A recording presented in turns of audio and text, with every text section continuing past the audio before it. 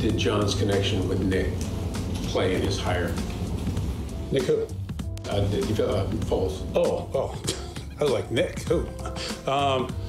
Zero. Yeah, zero at all. Zero.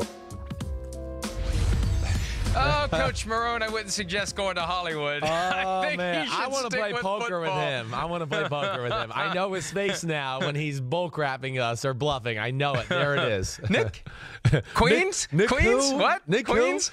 Who? Like, I really envision him. They just got out of a meeting talking about Nick Foles, and he went in there and like had to try to act like he had no clue what the reporters were asking about there. What a crazy question.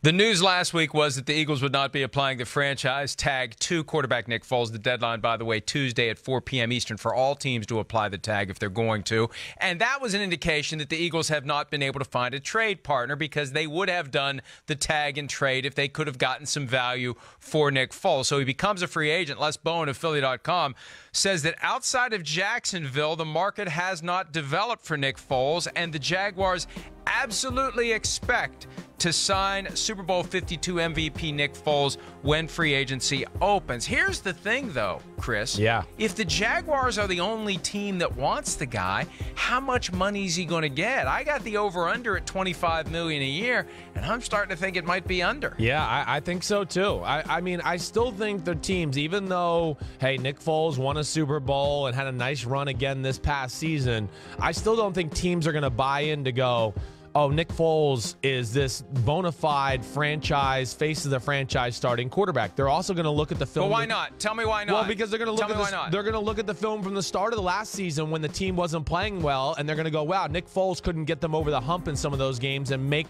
the proper plays. That's why. And then they're going to go into his history. Yeah, we could talk about the Rams and how that was bad and their team was bad around him and all that, but he got another chance with the Kansas City Chiefs too when Alex Smith got a concussion and the team basically just said, oh, we're going to play Nick Foles this week, even though Alex Smith was ready to play. So that didn't impress people. So those little things I think are going to detract from his value altogether. But either way, I like this signing for the Jacksonville Jaguars, Mike, all the way. Jacksonville is in win mode right now. Their team is in the window. They are you know what I think, their defense is a Super Bowl defense. Their offensive line, when healthy, is one of the best in football. Fournette is still a really good running back. And I think they're looking at it going, do we really want to take the chance of getting a rookie quarterback at number 7 or having to trade up to get a quarterback with this team we have right now that we think can be legit in the AFC and maybe get back to an AFC championship like we saw in 2017?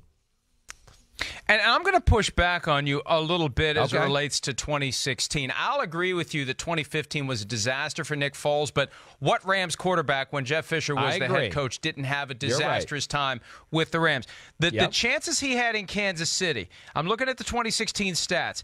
Against Indianapolis, he came in for Alex Smith in that game. He completed 16 of 22 passes for 223 yards. That's 10.1 average per attempt. Passer rating that day of 135, 2 touchdowns, no picks. The next week, he beat the Jaguars in a start.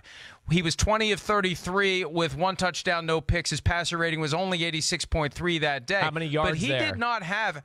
He had 187 yards, average of 5.7, so not nearly as good as the last one. But those are the 2 games he played, and that's the one start you're referring to when maybe they could have put Alex Smith back on the field. But that's a far cry from 2015. I look at it this way. Consider the guys making $25 million or more in that range of 25 to 30. Derek Carr, what's he ever done when it counts? I hear Jimmy you. Garoppolo, what's he done when it counts? Matthew Stafford, what's he done when it counts? Kirk Cousins, for crying out loud. You know how I feel about that. You got a guy who's taking the Eagles to the top of the mountain. How does he not get $25 million a year? Well, yeah, I understand. It's very close. It'll be close to whether he gets that. But I would argue, Matthew Stafford had years of carrying his team through the season and carrying his team to the playoffs 3 times. Nick Foles, though, to your point, hey, listen, he is really good. We know that. I'm just not saying he's a bona fide face of the franchise quite guy. He has improved that. That Eagles team around him was very good. We know that as well. And he can be in a similar situation in Jacksonville with an offense that he's familiar with. And you could say, watch out for the Jaguars if it all works out. Maybe the Jaguars would like to trade for Kirk Cousins and the Vikings could sign Nick Foles. There's an idea. Hi, I'm Mike Tirico, and thanks for watching. Make sure to hit subscribe for the latest news and highlights from NBC Sports.